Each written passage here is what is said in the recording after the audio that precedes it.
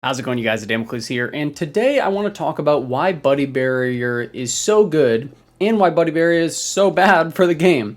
If you guys like this content, please consider subscribing below. It means so much to me, and it's totally free. And come on, you know you love me, so just go and do it. I promise it'll be worth it in the end. Also consider liking and commenting if you want to contribute to the discussion. You could also hop into my Discord. I try and chat on there whenever I can. And if you want any dope Team Shiny merch, hit the merch line link in the description below. But Buddy Barrier, guys. Buddy Barrier, you know it, you love it, everybody runs it. And I don't think that that is good for Pokemon Unite. Why? Well, let's just talk about what Buddy Barrier is briefly first. For those of you that don't know, Buddy Barrier is a held item in Pokemon Unite that can be leveled up with in-game purchasable currency all the way up to level 30, just like every other held item. And it essentially makes it so when your Pokemon uses their Unite move, their ultimate move, it provides them a self-shield, and it also provides a shield for their nearest lowest health teammate as well. At a base level, meaning at like level 1 to level 9 in terms of the item level, this is 20% of their maximum HP. At level 10, this changes to 30% of their maximum HP, and then at 20, it transforms into 40% of their maximum HP. And the problem with this is also it gives 600 base HP at maximum rank. Basically, the problem with this is everybody is using it, and everyone's using it because there is zero drawbacks to it, and it's just too powerful of an item. So to put this into perspective, 40% of their maximum HP, guys, for 10 seconds they are shielded whenever they use a Unite move, plus their teammate is also shielded. So if we go and we look at the HP ratings of all the Pokemon that are released so far in Pokemon Unite, these are at their level 15 like base HP pools. So I know level 15 isn't the entire game, but for the purpose of this discussion, that's what it's going to be.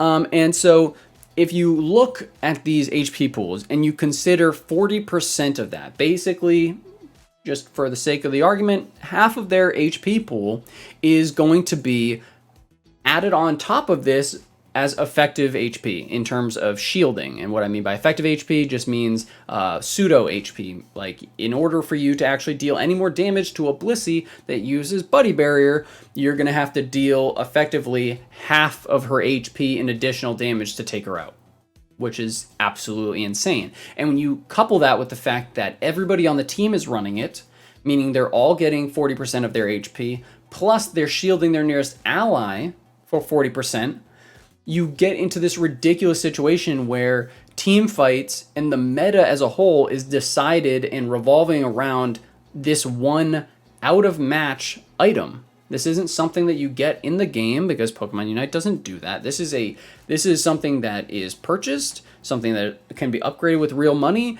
and that is a choice that is not made on any kind of skill decision or anything like that. It is strictly just you get it out of the match and it applies to the match, and that is what the game inside the match is revolving around, which is just not good gameplay design. You never want to see that happen. These items need to have specific niches that they fall into, that, you know, they need to be a choice, and there also needs to be some decision making behind utilizing those items, not just a free I win button, which is effectively what Buddy Barrier is now.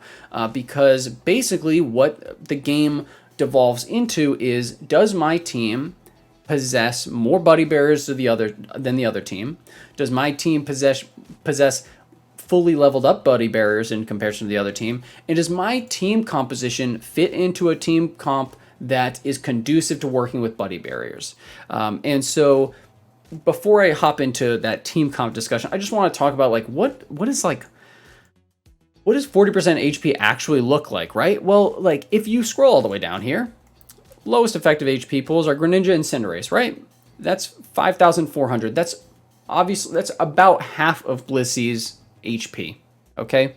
And I'm obviously rounding here because Buddy Barrier is 40%, but I just want you to think, in order to take out a max level Blissey with a Buddy Barrier, not including a shield that her teammate also casted on top of that, you're going to have to do a full Cinderace's worth of damage to Blissey. And when you couple that with every single person on the team also having buddy barrier, it makes team fights a complete joke in retrospect.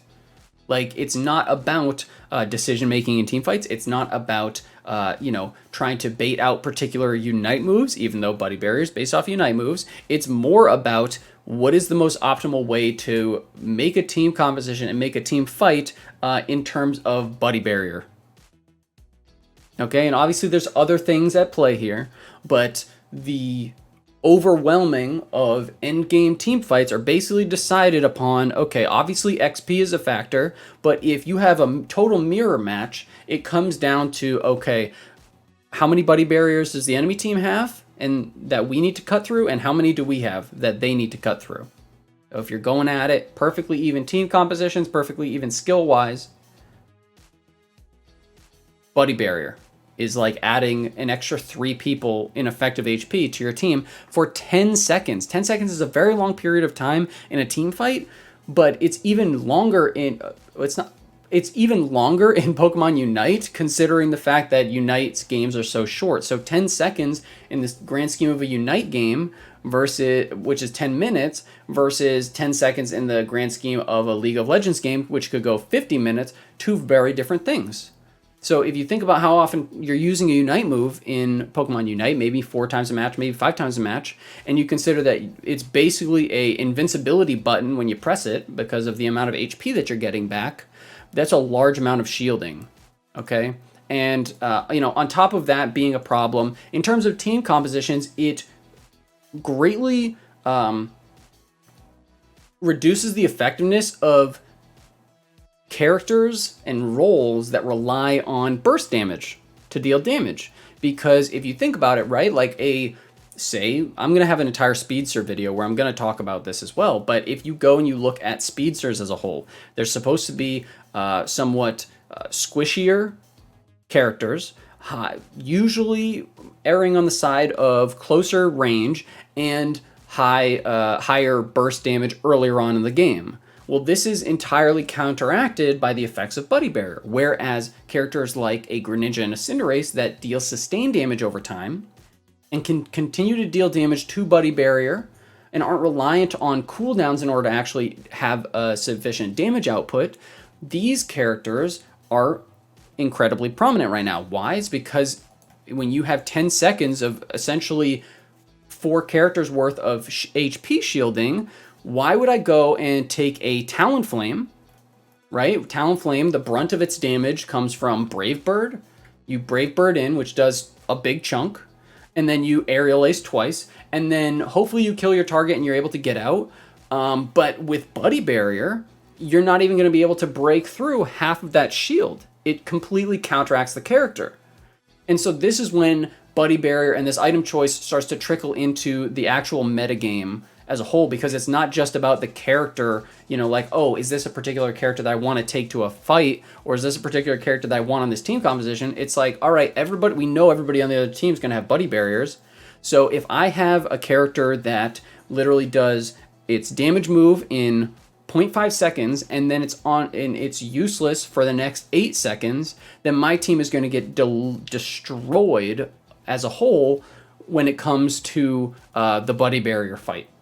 Right? In comparison, you have a character like a Greninja, a character like a Cinderace that can output steady damage over time, keep dealing damage during buddy barrier. 10 seconds are up. Now I'm continuing to deal damage, and I'm able to stay at range, and I'm able to protect myself because I'm able to stay at range, plus I have an extra, double HP pool. Like, these things all contribute to the watering down of the Pokemon Unite metagame as well. So I just want you to think about that, not just like, don't just think about buddy barriers, oh, it's a shield and it's helpful, but it affects character selection and character choices too. And it also affects like other items because of how it's set up. So like there's no counterplay to shielding in Pokemon Unite. In other games, like in League of Legends or Smite, when you have like a particular meta based around a particular ability, say like healing, right? Say healing is super prominent right now in League of Legends. There are items that you could go and pick up or select that would somewhat counteract healing. They're called anti-healing items. Or you have certain abilities that deal damage through shields or deal more damage to shielded targets. Those are anti-shield items and abilities. You don't have that right now in Pokemon Unite. A good example would be Gengar was super prominent with Sludge and Hex. People thought it was super busted because you basically get that status effect of Sludge put on you, and then there's nothing you can do. You just have to sit with it. Then they go and they introduce Blissey. They also nerf Gengar, but you could go and look at Blissey as a potential counter to Gengar because she's able to go and cleanse. Okay, so it's like an anti-status effect type character. And because Unite does not have items within the game, that's how you have to, base certain team compositions around, right? So if you go and you have a situation in which, okay, everybody's running shields, and it's not something that I can go and deal with in-game. There's no counterplay for it. For me, I can't go and select a certain ability on Lucario that's going to all of a sudden bypass shields, right? So you're basically just screwed from the jump if you're not running Buddy Bear, and that's just not good for the game as a whole. Things should have certain elements of counterplay, even items. So on top of this, so we established there's no counterplay to these items. There's no anti-shielding abilities, right? Maybe future characters will have them, but right now Unite does not have that roster, so we don't have any of that kind of counterplay. We don't have counter picks. We don't have picks and bans, stuff like that. But just the idea that a character would exist that would bypass some shields automatically makes it so Buddy Barrier is more of a choice, and it's not a mandatory thing. It's something, oh, maybe I have to deal with this. The final thing that I'm going to say in regards to the actual problem of Buddy Barrier is its cohesion with other items, where it's allowing for certain characters, like we spoke about with like Talonflame or whatever, to feel worse than they actually are. It's making other things better than they are or not intended, like Score Shield. Okay, so Score Shield is meant to go and allow you a little bit of protection if you want to go and make a little bit more of a scoring based build, right? Or a scoring based gameplay. It's going to go and it's going to prevent the interrupt from base jump, and it's going to stop a little bit of damage so that you can go and get your scores off. But Score Shield stacks on top of Buddy Barrier. So what ends up happening is you have a Crustle or you have a Wigglytuff that can go and apply shields to themselves. Plus, they can pop Buddy Barrier, which applies another level of shielding. Actually, no, I'm sorry. Wiggly just applies you get the point. We'll use Crustle as the example, okay? Crustle goes and applies shields to itself, a massive shield with its Unite move. Well, in addition to that, it's going to get effectively 4,000 additional HP in shielding from Buddy Barrier, and then Score Shield on top of that, so that the only way you can actually hit the Score Shield is by going through the 7,000 additional HP that Crustle gets from the shield in order to interrupt them. And that's just another example of a gameplay decision that is taken out of your hands because of an item chosen outside of the game. They need to be a choice. It needs to be an augment to the game. It should not be something that goes against the very fabric of the game without counterplay. Okay? You go and you score. If an enemy hits you, you get interrupted. If you're running Score Shield, it should block a little bit of the damage. And then if they're able to go and do what they're supposed to do and deal enough damage to stop you, then you have been effectively countered. It should not be a situation where, because Crustle spent $30 on Buddy Barrier and has 600 extra effective HP plus 40% HP shielding, they can go and just totally ignore any form of counterplay that you have towards scoring. It should not be like that. And I know people love that playstyle, but it's not healthy for the actual game itself. It's very toxic, and it makes it so you're going to end up with situations where maybe, even though Buddy Barrier is the cause, maybe Crustle sees a nerf to its Unite move shielding because they see, oh, Crussle's Unite move is being used a ton, it's super powerful, nobody can stop its attacks. When really the underlying issue is the Buddy Barrier. Or the, maybe Score Shield sees a nerf because everybody's running multiple shields on top of Score Shield. Like, these certain interactions shouldn't happen. So that's the last thing I'm going to say on just like what the problems with it. Okay, this video is going on a little bit long anyway. Potential solutions. That's what you want to hear. Potential solutions. And I don't want you, sorry for hitting this. I don't want you guys to think that I am just, it's not like, oh, content creator calling for nerfs, calling for this, calling for that.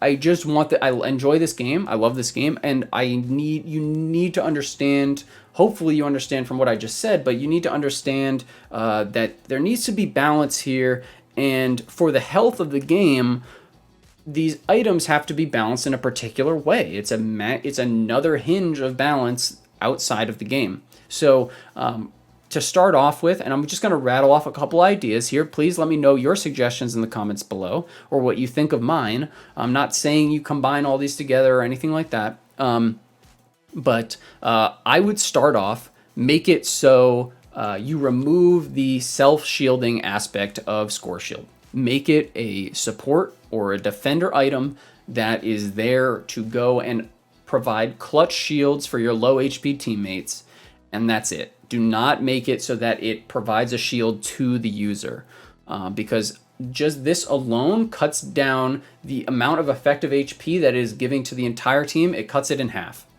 and it makes it much more of a niche item, something that you have to choose, something that you have to decide you're going to play a certain play style in order to use it. So if I'm playing a support and I want to be a little bit tankier with a base HP stat, base HP stat boost, and I want to be able to protect my teammates at low HP, I can go and I can pop a Unite move and try and save that low HP target.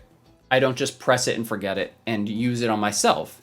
And what this does is it removes its use effectiveness from characters that really should not be using this in the first place, which is your damage dealers. This should be a support item, or this should be a defense item. Another potential choice is to drop the duration of the shielding significantly. Make it 2 or 3 seconds instead of 10 seconds. 10 seconds, you could have 2 team fights in 10 seconds. That's a bit of an exaggeration, but you get the point. 2 seconds is not enough. It's not punishable enough for strong gameplay decisions, if that makes sense. So, like, if I'm going into a team fight, everybody pops Buddy Barrier, it's kind of just like a team fight reset, and it shouldn't be like that. It should be, again, it should be something that is remotely skillful or skill-based. So, okay, I know that I have an item that's going to provide XYZ amount of shielding to a low HP target. Maybe I want to go and have it be an anti-burst item. So I'm going to go and I'm going to make Buddy Barrier last 3 seconds. Maybe it provides the same amount of shielding, but it only lasts for 2 seconds. So if I see the enemy team is about to blow up my carry, I can go pop Buddy Barrier, protect them. My Unite move is down, my Buddy Barrier is down, but my carry might live for a little bit longer. And it's a skill decision. It's like, oh, you timed it well. You timed that burst window with your, with the small window you have for Buddy Barrier, so that it's a more healthy item choice. It's something that can be played around potentially. So I think that's another option. I think dropping the effective shielding and HP that it provides is another option. Whether or not you make it a percentage of the current HP pool so that it is not just super overwhelming, or you just drop the amount of shielding it provides, period, because 40% of someone's HP is an insane amount of shielding. It's absolutely just astronomical. I mean, that's literally half of your HP. You're just getting it for free when you pop Unite move, and your Unite move has nothing to do with shielding. That's nuts. And then I think the final suggestion that I would potentially make is, maybe, I don't think they would do this, but I do think that there is potentially space in Pokemon Unite to have Buddy Barrier, instead of being a purely, Unite move shielding type skill, type item, go and make it a physical version of Assault Vest. For those of you that don't know, Assault Vest goes and applies a shield to you. Basically, it's just a passive shield at all times for a small percentage of your HP, and it basically will block special attack damage. And there's nothing else like it in the game that blocks regular attack damage, physical attacks. So I do think that there's the potential for you to go and basically make a mirror of Assault Vest and make it so Buddy Barrier goes and protects against attack. It makes a slight shielding mechanic against attack. This makes it so it's still, like an anti-whatever item. It's a defensive item, and it gives you more effective HP in team fights or in lane, but again, there's counterplay around it. You knock out that Buddy Barrier physical HP, and all of a sudden, it's down for 8 seconds. And this also goes and counteracts some of the popularity of purely physical characters in the meta, because there isn't an purely anti-physical item right now that exists. Now, I'm not saying all of these things just to nerf it into the ground. I want it to still be useful. It should be able to be picked up by supports and stuff like that, but it should have choices. So I do think that if you were going to go and you were going to nerf it, you could go and buff the base stats. You could buff the maximum HP that it provides, or you could have it so that it gives, additional defensive stats like special defense or defense. I think that could be a potential option as well. But let me know what you guys think down below. I don't want you to think I'm just ragging on this item, nor am I calling from the heavens for nerfs. I do think that it's going to happen, though. Like, you should expect for this item to see some changes, because there's no way the developers actually want it to be this way. I'm just wanting to explain to you guys my thoughts on it so that you get a better picture of like what this item is actually doing to the game as a whole. And I'm curious what your thoughts are too. What would you do to make this a more healthy game item? I'm not saying to nuke it into oblivion, make it so it doesn't exist. I don't want to hear anything like that. But I do want to know, like, what are potential choices that we could make with this that could benefit the game in the long run. And I do think that, like, that includes things like making certain characters' abilities, pathways, go and be like anti-shield, anti-heal. Like, I think that that is where Unite should be headed in the future, so that you have more in-game gameplay mechanics to counteract out-of-game item mechanics. But that's going to be it for me, guys. Please, if you like this content and you want to be part of this discussion, consider subscribing. It's totally free. It would mean a lot to me. And, I try to respond to all comments and stuff. So if you want to discuss it, drop it in the comments below, or you want to hop in my Discord and chat about it, hop in the Discord. It's growing, and we got a great community over there. But that's going to be it for me, guys. Make sure if you want any dope Team Shiny merch, or hop in the Discord, link is in the description below. But that's it for me. Adamocles out.